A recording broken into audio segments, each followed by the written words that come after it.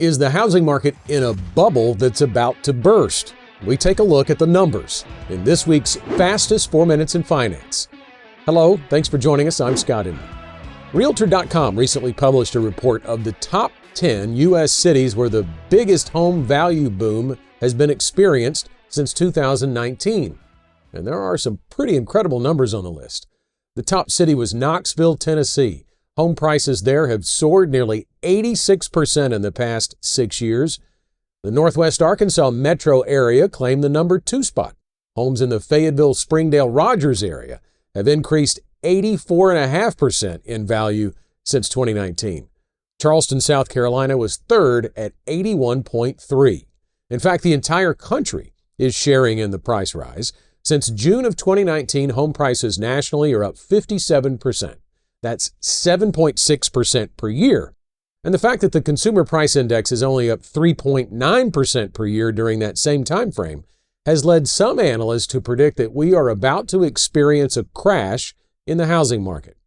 So have home prices gone up too much too quickly? Well, according to First Trust Advisors chief economist Brian Wesbury, we are not going to experience a crash in the housing market despite the doomsday predictions. First, the current housing market is being compared with a past bubble that burst during the Great Financial Crisis. Home prices declined 27% between 2007 and 2012, and Wesbury challenges that comparison. He says the key difference is we had massive overbuilding then, with housing starts averaging 1.9 million per year in 2002 through 2006. The average over the past 5 years is 1.5 million. Now, if the supply is lower, we should expect prices to go up quicker than the average inflation rate. Wesbury also notes inventory is being restricted by government policy, like environmental rules, zoning, and affordability concerns. He says government spending in general puts the pinch on home affordability.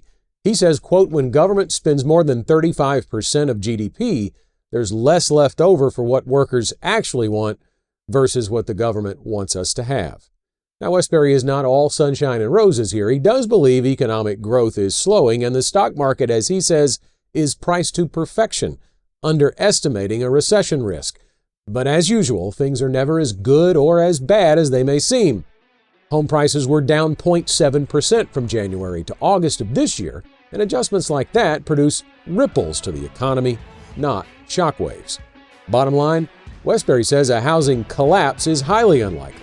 And a collapse even greater than the last one, even more so.